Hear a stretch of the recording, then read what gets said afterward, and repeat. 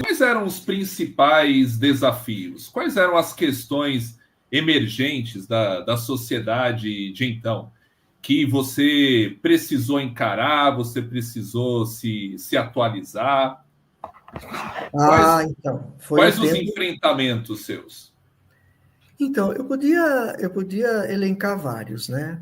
Eu, por exemplo, quando fui para... um dado interessante, né? Eu, quando fui para São Mateus, ainda como seminarista, eu me deparo com uma realidade bastante difícil, né? Da periferia, das lutas, e ali eu mergulho um pouquinho. Meu seminário era um pouco mais aberto nesse sentido. Eu trabalho um pouco também com as questões sociais, né?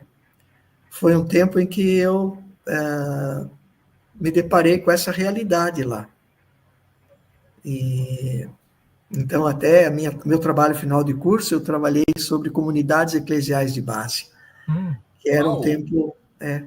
eu trabalhei esse tema sobre uma abordagem evangélica, porque ali em São Mateus havia várias comunidades eclesiais de base, e eu tentava entender um pouquinho aquela realidade ali, né?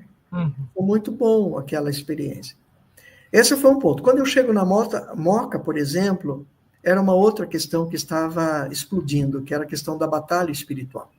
Eita. Lembra aquele movimento da batalha espiritual? Sim. Com Neuza Tioca? Sim. E aquilo foi muito avassalador na igreja da Moca, nas igrejas presbiterianas de um modo geral.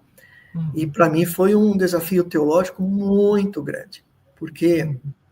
E foi também um ano de explosões das igrejas neopentecostais, começava um movimento muito forte. E as igrejas históricas, elas eram atravessadas também por essas crises, né? Então, você trabalhar com jovens, isso do ponto de vista do campo religioso. No campo político tinha a questão também, né? Mas isso foi, acho que quando a gente sai da ditadura, foi quando? Nos anos... 85?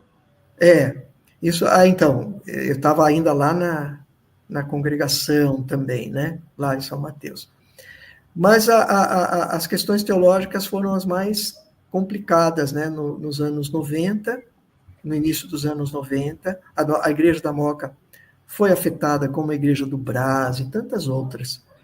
Então, a gente teve que responder, né, às inquietações, aos questionamentos que eram levantados, né? Lembra? Maldição hereditária, Eita. confissão positiva, a batalha espiritual, lembra? Objetos. Sim.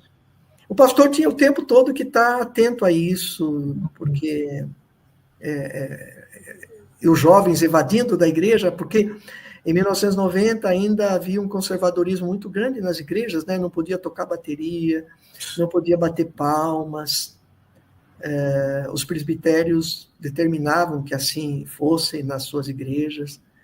E a gente tinha que liderar uma igreja, né?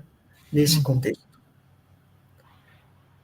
A Igreja da Moca, na década de 90, no final da década de 90, acho que foi o segundo pastor depois de você, né?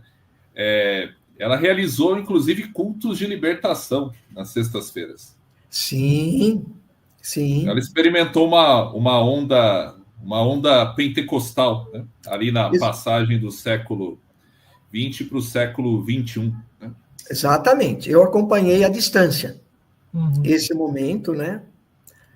Mas você veja que dentro do próprio presbitério não era bem visto esse movimento, né? E, ao que me consta, o pastor teve que finalmente sair, né? Eu não me lembro exatamente como foi, mas eu sei que depois cessaram esses cultos, né? Mas era por aí, Júlio. As grandes questões teológicas daquele tempo eram essas aí, né?